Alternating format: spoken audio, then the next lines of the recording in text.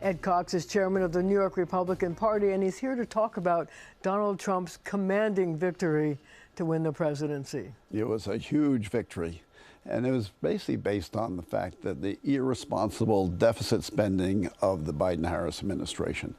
That drove inflation up to 9%, the highest it has been since 44 years ago. And when 1980, when Reagan had a 44 state, now it wasn't double digit like that, but it was high enough that the people of paycheck to paycheck, who are 2/3 of the voters in this country, their paychecks were worth 4% or up to 15% less. They ran up their credit card debt. Their delinquencies are going up. They are hurting, and they voted against the present administration. Do you think that was why Donald Trump was able to get a larger number of minority voters than he'd gotten before? Look, it doesn't matter what your ethnic or your racial or anything. That doesn't matter. What matters is you're living paycheck to paycheck. Your paycheck's worth less, and you've got some real problems. And they voted that because Trump's administration. You know, Reagan back then, he won 44 states based on inflation and what it did to the working people's paychecks. Here, it was the same impact as back then, but Trump could point to his record that he had in his 4 years where inflation was minimal, real wages were going up, there was peace abroad, there weren't wars abroad, and the border was secure. So I think what New Yorkers want to know is this: what does this mean for New York that now Donald Trump is going to be back in the White House? Well, it means certainly any communications with me, Donald Trump always ends saying, Ed, work hard, we're going to win New York. He is a New Yorker. He built his career here in New York, or was a career in the media or a career as a builder, and he's going to do everything to help us build the party here and to win the governorship here in New York. Well, we'll get to the governorship in a minute, but what about the money that New York has been getting from the federal government? New York City alone gets $8 billion. New York State gets more. Do you think that will continue under a Trump administration? Well, I don't think they're going to decrease that. It depends upon the programs and what programs work, but they're going to certainly put into New York what makes sense for New York. So during the campaign, Donald Trump made a lot of promises about tax cuts. Lots of different tax cuts. And, you know, obviously here we're concerned about salt in the metropolitan area. I wonder, you know, given the fact that he's promised so many, do you think that he's going to be able to deliver on all of them? I know the talks have already been discussed in Washington about maybe there's going to have to be some pullback or be some income levels that are established so that they can afford to do everything. What's your thought on that? Look, he has promised that he is going to change the present cap on the SALT deductions, which particularly hurts us here in New York. And that was an important part of his campaign. And I think he understands the pain that New Yorkers is feeling. Your average New Yorkers are feeling that pain because it does, given the income of New York, what it costs because of the high cost of living, particularly in New York City, that cap is very painful. So what do you think is going to happen to Social Security? There have been a number of people in the Republican conferences in the Senate and the House who've talked about the fact that Social Security is going to run out of money in 2033. And there's only going to be about 79% of the money coming in that they need to pay out the benefits. So what's the solution? And do you think that it will mean that there'll be a reduction in benefits by 21% in order to pay everybody? Look, that is all theoretical. It's in the future. He's got to deal with the here and now and the huge government deficits that are being run up. But he made it clear he is not going to hurt Social Security. He's not going to hurt Medicare. What about Obamacare or the Affordable Care Act? I mean, he has said that may need some reform, but he's said he's not going to end it. They tried it in the last administration, but people appreciate that. It does need some reform, and he's going to do that. So let's talk about the governor. The governor of the state of New York has, as you pointed out, low approval ratings. Do you think that she, because of what happened in this election, has any vulnerabilities? Oh, completely vulnerable.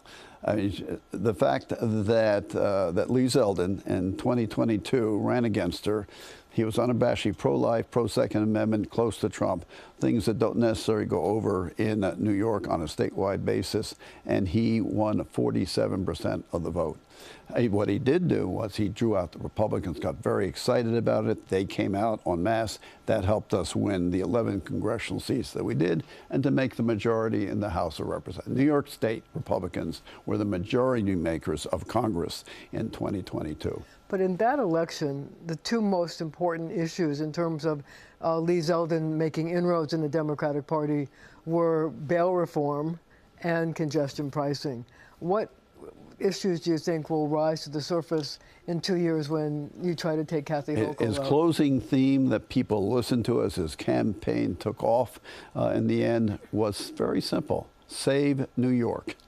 People want change here in New York. They realize it's going in the wrong direction. It has the possibility of losing its stature as the financial capital of the world, of losing its stature, as one pope called it, the capital of the world, and that would be a tragedy for New York State.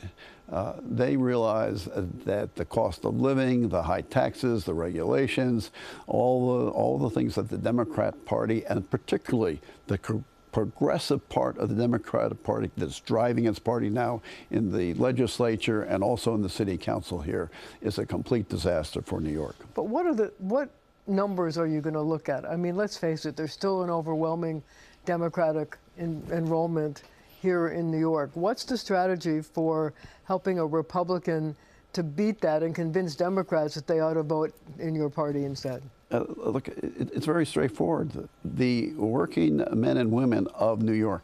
New York is a blue state. It's not California blue. It's not West Side Manhattan blue. It is blue collar blue. And they are concerned about the basics. Look what Eric Adams ran on. He ran as a moderate. Safe streets, good jobs, good education. They need the basics here. That's what the working people of New York want. And that's what the Republican Party is ready to deliver. So there's talk that Mike Lawler, who just won a race to be reelected to Congress, could be thought of as running for governor. What do you think about that? He would be a great candidate. he is really a good politician in the best sense of the word. He understands what New York needs. He's been around it ever since he started working with the state party, became my executive director, and went on to run a gubernatorial campaign, then to work with respect to a county exec, and then to become a deputy supervisor, then elected to the assembly, and now elected to Congress. He is ready to do a major role for New York State. Do you think he could beat her? Could he? I think he could. I think others could also. Okay, well, we're going to have to leave it right there for now. But when we come back, we'll find out which one of our political experts predicted the Trump victory and won a box of cigars.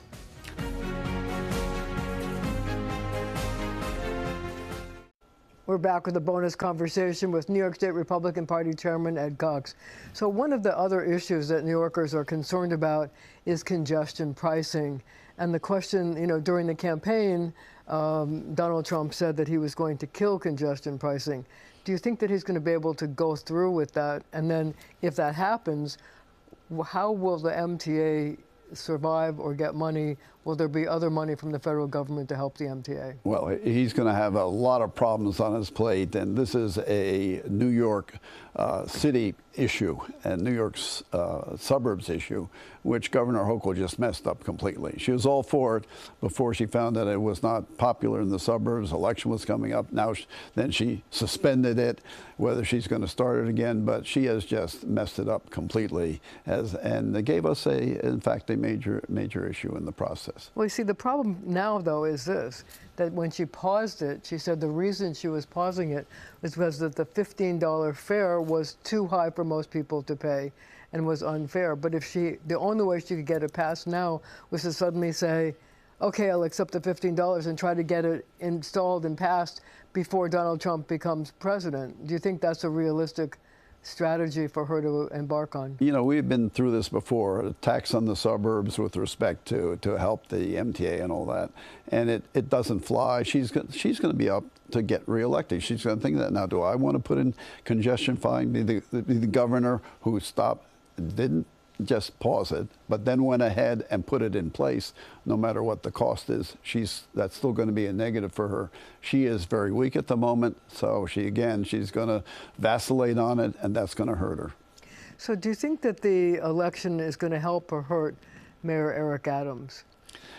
At the moment, I think that the indictment, and I took a look at the Brobby part of it, it doesn't fly. It is very weak. I think it was politically motivated. Simply you look at there's no relationship between the quid and the quo. We should point out that you're an attorney, right? I am an attorney, and I do know this very well. This was this esoteric, but goes back to the case of a Virginia governor who, right. And in that case, the creative prosecution was overruled unanimously by the Supreme Court. You need a direct relation between the quid and the quo in that kind of a situation. So what's the chance that whoever the president-elect chooses to be the attorney in running the Southern District decides to vacate that indictment? I think, well, that once the Southern District has started indictment, it's very hard to stop it. I think it will go ahead. But I think that the mayor is perfectly within his rights to stay as mayor and to fight it and get whatever the judgment of the court and the jury will be. So if he was convicted, do you think that Donald Trump would look favorably on a pardon? That's very hypothetical, and it of course depends upon the conviction, the situation, but I don't think that's an automatic given. How do you feel about the fact that the president-elect himself is scheduled to be sentenced in a few weeks on the Stormy Daniels case? Do you think the judge has to postpone that? Marcia has made so many mistakes. He is going to get overruled, and he's going to be very embarrassed. He would like to get rid of it. He's purposely put it off till after the election. Now that Trump has won, he is going to want to get rid of it as quickly as he can, so he is not embarrassed in appeal, and he'll blame it on the Supreme Court decision giving certain immunity to the president that do impact this case, and so he can get rid of it, blaming it on the Supreme Court. I want to ask you about another New York politician who's had some troubles lately, Rudy Giuliani, who, because of that election case, is being forced to turn over most of his worldly goods. How do you feel about that? And is there anything that the new president can do to help him? I think that's very difficult, but certainly he's been very loyal to the president. There's certainly an element of politics in that indictment, as there was in all the lawfare cases that now are disappearing like snow in the spring, simply because they were not justified. They were driven by politics. So do you think that the Justice Department will have second thoughts about the other charges that have been brought against Mr. Trump, the two cases? Absolutely. You're predicting that those are going to be dismissed? They're already getting dismantled by Jack Smith. He realized it was all political. President Trump declared that he was running again for president in early November of 2022. By the end of November, all these cases were being developed. Jack Smith was coming in, the third most outstanding member of the Justice Department came here to New York to help Bragg develop his case. The Fannie Willis's lover came to the White House, was talking. This is all within 3 weeks after he declared. You're telling me that that's not political? And it's terrible that lawfare has now been introduced into our presidential elections. That was a huge corruption of our presidential processes by President Biden. So there are reports, I want to talk about the Supreme Court for a second. There are reports that the Democrats are trying to look at the Supreme Court and to see what they can do before the Republican president comes back into power, because they're afraid of the fact that Sonia Sotomayor is not well. And so there's been discussion, it seems, about asking her to retire early so that the Democrats can try to pick a replacement before the inauguration on January 20th. Is that a scheme that's going to ever fly? The senator from West Virginia and the senator from Arizona are still there sitting, and they are not going to let that happen. They're both Democrats. They would vote with the Republicans. So therefore, you think that's not going to happen? Look, this is completely outrageous to do that in that kind, and I don't think Sotomayor will want to resign. That is all, that's a hypothetical. But if that were to happen, you would find there would be at least 2 Democrats and probably more to say, we're not going to let this happen. Last but not least, let's talk about the Middle East and Ukraine, 2 wars that, the president has, the former president, the president-elect has said he's not in favor of wars in general. What do you think is going to happen first in the Middle East and then in Ukraine? The most important thing, peace through strength. When you show weakness by the way you pull out of Afghanistan for purely political purposes, that's all it was. Biden wanted to announce on the 20th anniversary of 9/11, oh, I got the troops out. He didn't realize what would happen. It was a disaster for him. And then you say, oh, a little bit of incursion's okay by Russia and Ukraine. Of course they're going to go into Ukraine. But that war has to be settled. I don't think you make America great by being the president who lost Ukraine.